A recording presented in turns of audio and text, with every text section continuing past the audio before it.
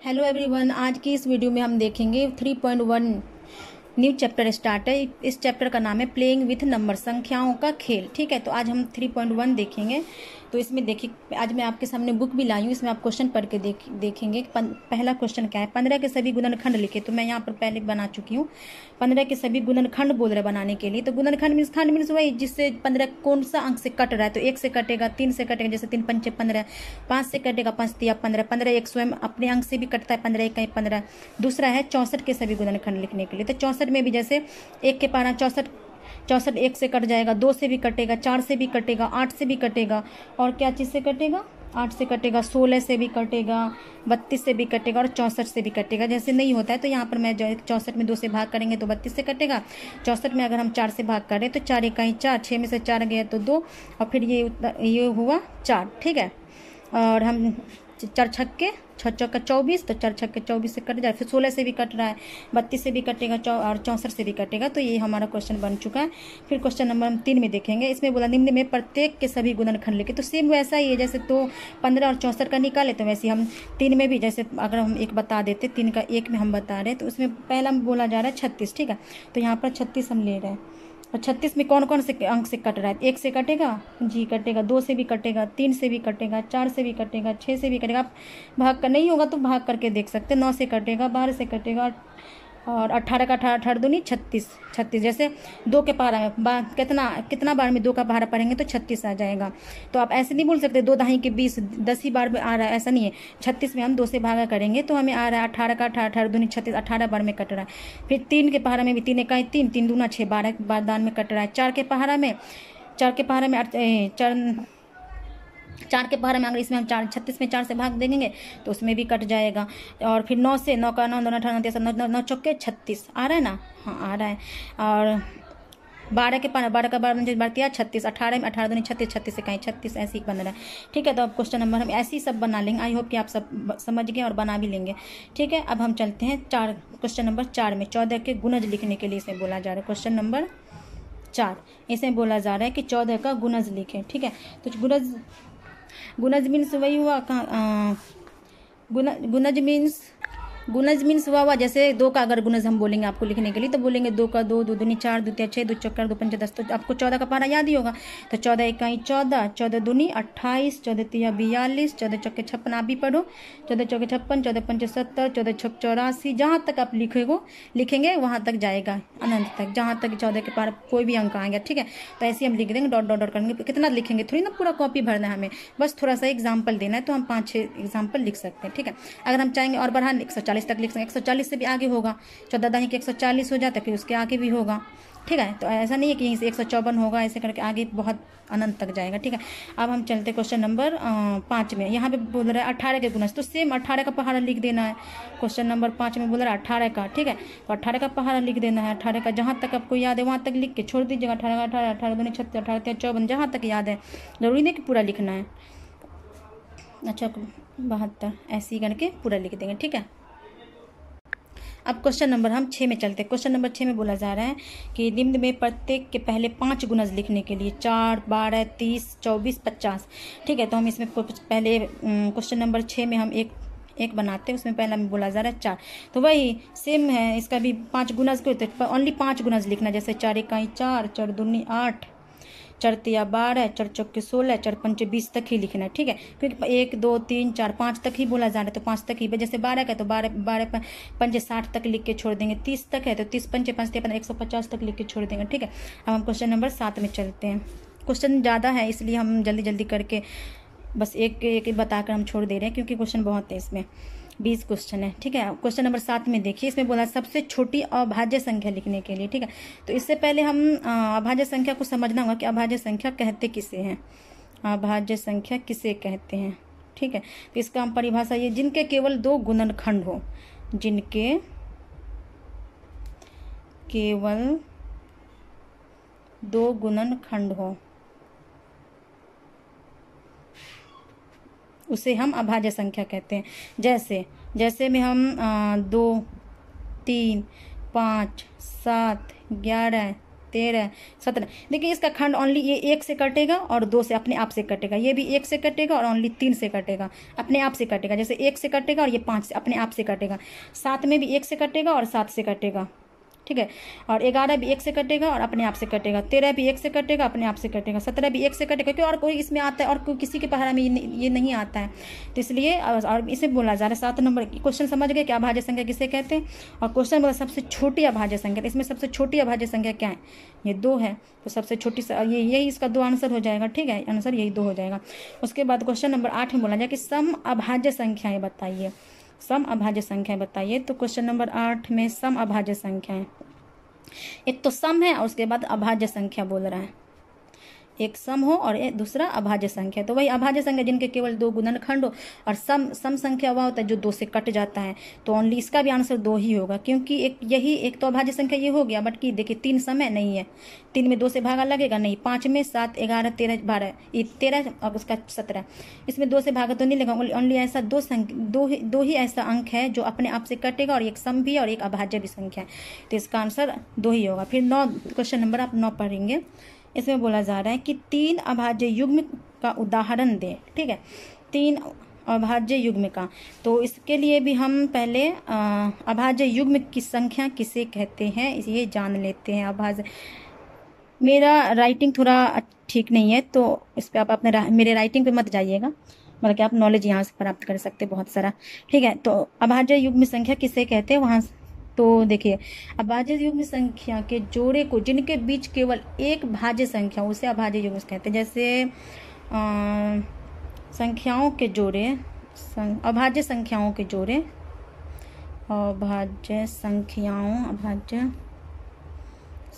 अभाज्य संख्याओं के जोड़े को जिनके बीच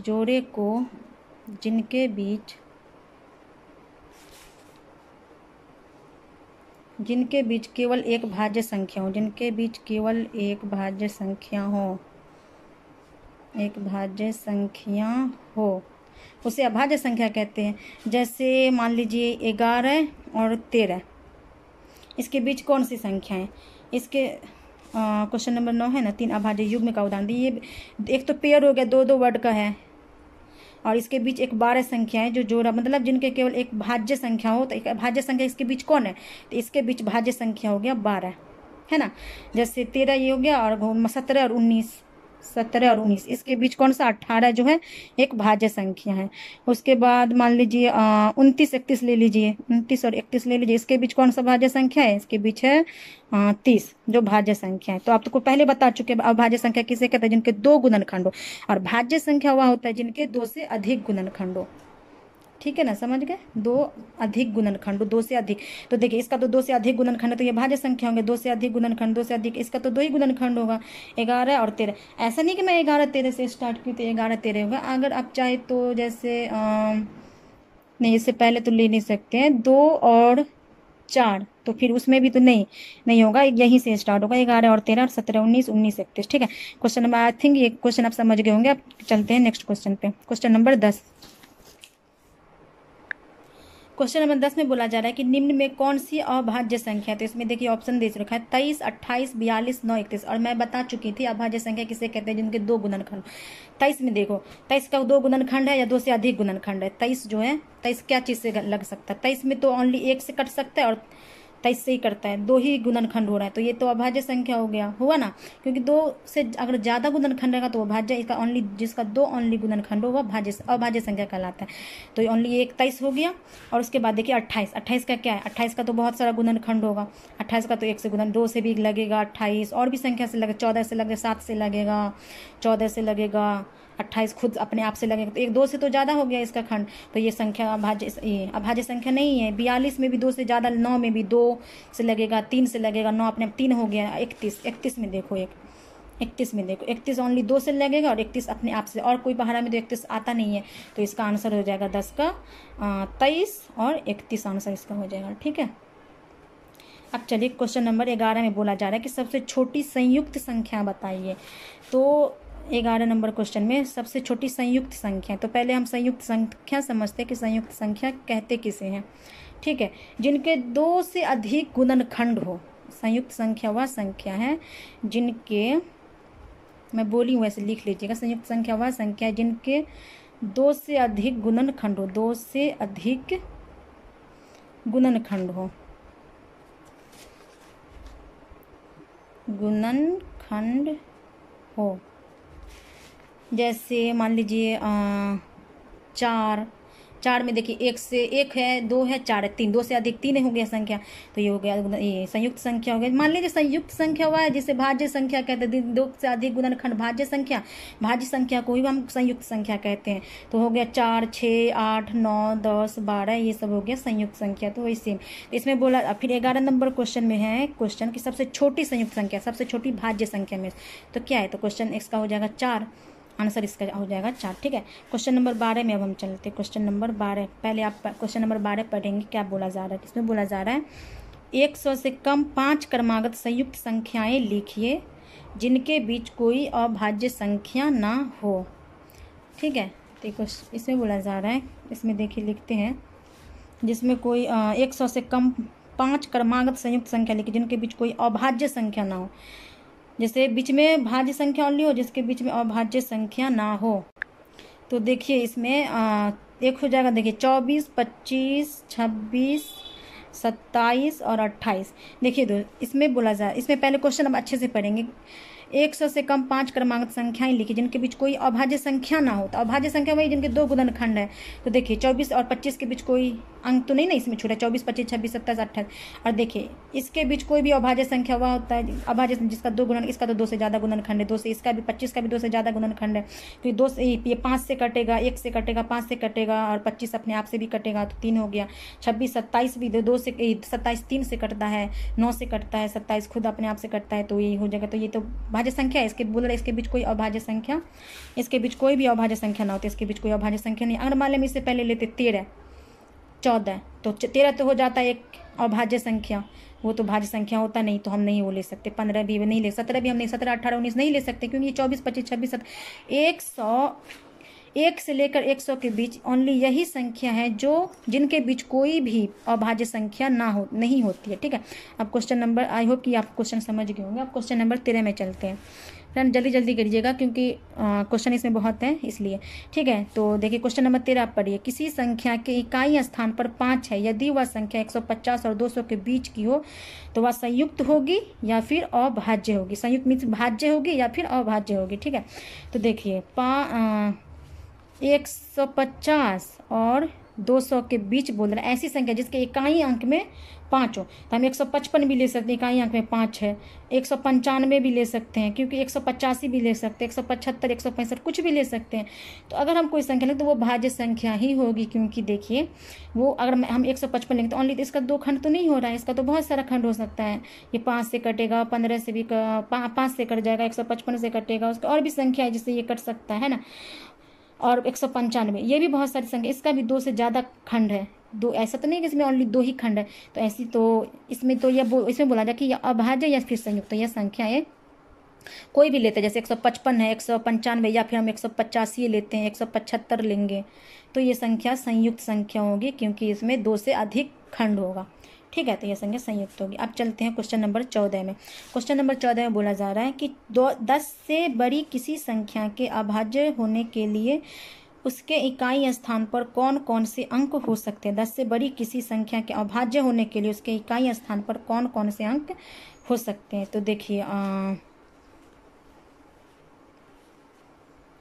तो 10 से बड़ी अभाज्य संख्या होगा तो 10 से बड़ी 11, इकाई अंक पे क्या हो रहा है, 1 आ रहा है ना। मान लीजिए अगर हम 13 ले रहे हैं, 10 से तो बड़ी है ना, और अभाज्य भी संख्या है, तो इकाई अंक में 3 हो रहा है। फिर मान लीजिए हम 17 ले रहे हैं, 10 से बड़ी है और ये अभाज्य संख्या है, तो इकाई अंक तो यहाँ पे 7 हो रहा है। 19 लेते हैं, भाज्य संख्या भाई जिसका 2 से ज़्यादा गुणनखंड ना, ओनली 2 गुणनखंड होते हैं, 1 और 11, 1 और 13, 1 और 17, 1, 19, तो इसके इकाई अंक पे क्या क्या होना चाहिए, 1, 3, 7, 9 होगा, तो यह एक अभाज्य संख्या होगा। और क्या कहते हैं, अभाज्य संख्या के इकाई स्थान पर कौन कौन सा अंक लेने, 10 से बड़ी संख्या भी है और इसके इकाई अंक पे इतना इतना अंक आएगा। ठीक है, क्वेश्चन नंबर, आई होप कि ये भी समझ गए होंगे। क्वेश्चन नंबर 15 में चलते हैं। इसमें बोला जा रहा है कि क्या कोई ऐसी भी संख्या है जिसका कोई गुणनखंड ना हो। ऐसा तो मेरे ख्याल में तो है नहीं, आपके ख्याल में तो बताइए, बट ऐसा कोई संख्या नहीं है जिनका कोई भी गुणनखंड ना हो। एक का भी अपने आप से एक कट रहा है, एक भी अगर हम लेंगे तो एक भी अपने आप से तो एक कट ही रहा है, दो भी, एक दो से नहीं है ऐसी कोई संख्या। जीरो भी हम नहीं ले सकते क्योंकि जीरो भी एक अपने आप से जीरो कट रहा है, जीरो में हम जीरो से नहीं कट सकते बिल्कुल काट सकते हैं। तो इसलिए ऐसी कोई संख्या नहीं है जो जिसका कोई भी गुणनखंड ना हो। ठीक है, क्वेश्चन नंबर हम 16 में चलते हैं। इसमें बोला जा रहा है कि 1 और 100 के बीच सिर्फ दो संपूर्ण संख्याएं हैं, वे कौन कौन सी हैं? 1 और 100 के बीच दो संपूर्ण संख्याएं हैं, वह कौन कौन सी है?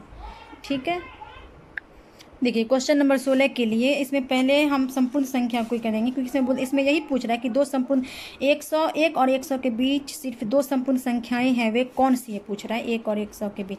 तो देखिए पहले इससे पहले हम संपूर्ण संख्या समझते हैं। संपूर्ण संख्या होती क्या है? वह संख्या जिसके सभी गुणनखंडों का योगफल उस संख्या का दोगुना हो, वह संपूर्ण संख्या कहलाती है।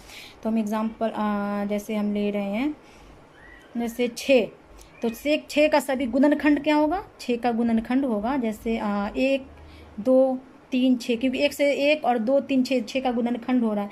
और इसके गुणनखंड का वह संख्या जिनके गुणनखंडों का योगफल उस संख्या का दोगुना हो। अब देखिए गुणनखंडों का योगफल हम करके देखेंगे क्या होता है। 1 + 2 + 3 + 6 कितना होगा? 12 होगा।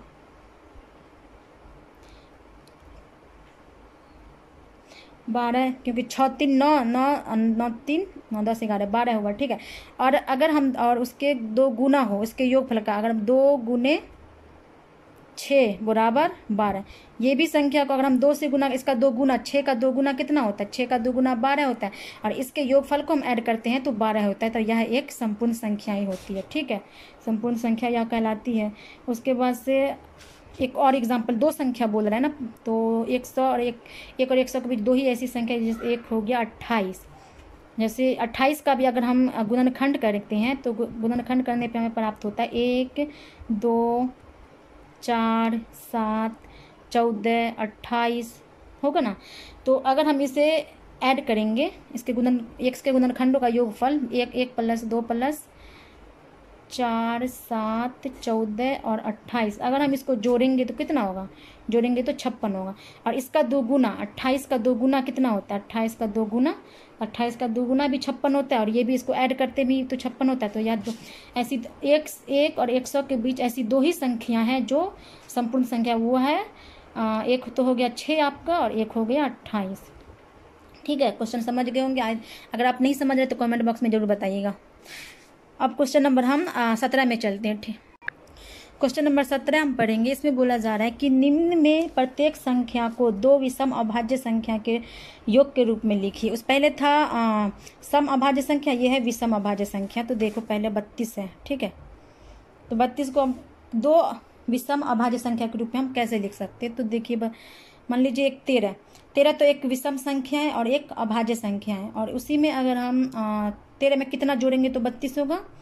19 भी देखिए एक विषम संख्या है और वह एक अभाज्य संख्या, क्योंकि 2 से ज़्यादा गुणनखंड नहीं होगा इसका, और 2 से भागा भी नहीं लगेगा। वह संख्या जिसमें 2 से भागा नहीं, मतलब 2 से नहीं कटता है, वह संख्या विषम संख्या कहलाती है। ये 2 से तो नहीं कटेगा ना, तो अगर इस दोनों को ऐड करेंगे तो हमें 32 प्राप्त होगा। जैसे एक और बता दे रही हूँ 40 का। ठीक है, तो अगर हम 40 को ऐड करेंगे तो कितना? 17 मतलब 13 भी हम ले सकते हैं, बट अगर हम 13 में 40 पुराने के लिए अगर हम कुछ और संख्या लेते हैं तो वो तो ये होगा नहीं। तो 17 और हम 23 को लेते हैं। देखिए 17 और 23, 17 भी एक विषम और अभाज्य संख्या और 23 भी एक विषम और अभाज्य, अगर दोनों को हम ऐड करते हैं तो 40 हमें प्राप्त होता है। 56 80 और 100 इसमें 5 है, तो आई होप कि आप बना लेंगे। और विषम संख्या बता ही दी, जिससे 2 से भाग नहीं लगता वो विषम संख्या कहलाता है। और भाज्य संख्या जिसमें 2 से ज़्यादा गुणनखंड ना हो, 2 ही गुणनखंड हुआ, भाज्य संख्या कहलाता है। ठीक है, अब हम क्वेश्चन नंबर 18 में चलते हैं। क्वेश्चन 18 में बोला जा रहा है कि 16 से छोटी सभी अभाज्य और संयुक्त संख्या अलग अलग लिखिए। क्वेश्चन नंबर 18 में तो इसमें आपको पता है अभाज्य और संयुक्त संख्या, तो अभाज्य संख्या मैंने बता दी थी कि जिससे 2 से ज़्यादा गुणनखंड ना, और संयुक्त संख्या वही भाज्य संख्या को संयुक्त संख्या कहते हैं। तो वही इसमें लिखना है अभाज्य और भाज्य संख्या को संयुक्त संख्या को लिखते हैं। तो अभाज्य संख्या वही ना होगा, 2, 3, 5, 7, 11, 13, इसमें अलग अलग लिखने के लिए तो वैसे लिख देंगे। और संयुक्त हो जाएगा 4, 6, 8, 9, 10, 12 ऐसे करके लिख दीजिएगा। ठीक है। क्वेश्चन नंबर अब हम 19 में चलते हैं।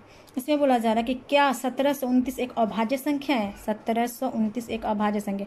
तो अभाज्य संख्या 2, उसमें 2 ही गुणनखंड होना चाहिए। तो हम इसका खंड करके देखते हैं कि क्या सच में इसका 2 ही गुणनखंड हो रहा है या और कुछ भी हो सकता है। 2 से तो इसमें भागा लगेगा नहीं, और हम चाहेंगे तो 3 से भी नहीं लगेगा, 3 से भी नहीं लगेगा। तो चलिए 7 से लगा के देखते हैं। तो 7 दूना 14 और 14, 15, 16, 17, 7 चौके 28, 7 सत्ते 49, 7 से लग गया। अब चलिए इसका तो ये तो पहले ही क्लियर हो गया, क्योंकि 1 से कटे और या फिर 1729 अपने आप से कटता तो वह एक अभाज्य संख्या होगा। यहाँ पे 7 से कट जा रहा है, तो यहाँ पे 7 से कट जा रहा है तो यह एक भाज्य संख्या होगा। यहाँ एक अभाज्य संख्या नहीं होगा, इसमें नहीं आंसर होगा। फिर भी हम लगा कर देखते, 13 से आई थिंक लगना जाना चाहिए। 13 इकाई 13 और इधर होगा 19। देखिए 3, 7 और 13 और 19 से भी कटेगा और 1 से भी कटेगा, 1729 से भी कटेगा। ठीक है, अपने आप से भी। तो यह एक अभाज्य संख्या, इसमें क्या बोला जाए, यह एक अभाज्य संख्या, तो यह एक अभाज्य संख्या नहीं है, तो इसमें लिख दीजिएगा नहीं। ठीक है। अब क्वेश्चन नंबर लास्ट में चलते, क्वेश्चन नंबर 20 में। इस क्वेश्चन को ठीक से पढ़ेंगे। इसमें बोला जाकर क्या है, निम्नलिखित में जो सत्य हो उसके आगे ठीक मतलब सही का सत्य का चिन्ह और जो गलत हो उसमें गलत का चिन्ह लगाएं। जैसे इसमें बोला जा रहा है, पहला क्वेश्चन में है कि वह संख्या जिसका केवल एक अपवर्तक होता है वह संख्या 1 है। वह संख्या जिसका केवल एक अपवर्तक होता है वह संख्या 1 है। नहीं तो बहुत सारी संख्या हो सकती है। नहीं सॉरी, वह संख्या जिसका केवल एक अपवर्तक होता है वह संख्या 1 है। हाँ, वही संख्या 1 है। एक वह संख्या है जिसका केवल एक ही अपवर्तक होता है, या कोई और से देखिए एक जो है ओनली 1 से ही कटेगा और कोई से कटे 0 से 1 के बाद भी कोई अंक ऐसा नहीं आ रहा है जिससे वो भाग लग सकता है ना। तो यह एक अपवर्तक संख्या हो गया, तो यह एक सही है। उसके बाद देखिए दूसरा में सबसे छोटी सम अभाज्य संख्या। सबसे छोटी सम एक अभाज्य संख्या इसमें पूछा जा रहा है। सबसे छोटी सम और अभाज्य संख्या, तो सम संख्या और अभाज्य संख्या जिसे 2 से भाग नहीं लगता है, और मतलब अभाज्य संख्या जिसमें 2 से ज़्यादा गुणनखंड ना हो, और सम संख्या जिसमें 2 से भाग लगता है। तो दो ही एक ऐसा संख्या है जो एक सम भी है और एक अभाज्य भी। हम पहले भी पढ़ चुके थे, तो यह एक सही, ये भी सही होगा। ठीक है, इसमें भी हम सही का निशान लगाएंगे। ये इसी में मैं लगा दे रही, टिकअप कर दे रही हूँ, सही होगा। और ये भी सही होगा। इसमें पूछा जा रहा है कि सबसे छोटी संयुक्त संख्या 6 है। संयुक्त संख्या में इसे मतलब भाज्य संख्या, तो भाज्य संख्या सबसे छोटी 6 तो है नहीं, क्योंकि एक भाज्य संख्या हुआ है जिसमें 2 से ज़्यादा गुणनखंड हो। तो 4 था ना, 4 है, 6 नहीं है, तो ये गलत हो जाएगा। 4 रहता तो सही होता। इसे फिर बोला जा रहा है चौथा में 2 अभाज्य संख्याओं का योग सम होता है। अगर हम दो अभाज्य संख्याओं का योग अगर हम जोड़ेंगे तो वह सम होता है। तो देखिए मान लीजिए 2 अभाज्य संख्या 3, अगर और मान लीजिए अभाज्य संख्या एक और लाते हैं 3 + 2, 2 + 3, तो ये एक 5 हो गया। तो ये एक तो सम तो नहीं, ये भी सम संख्या आता है ना, तो इसमें दीजिएगा नहीं, ये भी गलत ही होगा। ठीक है, अब क्वेश्चन नंबर 5 पढ़ते हैं।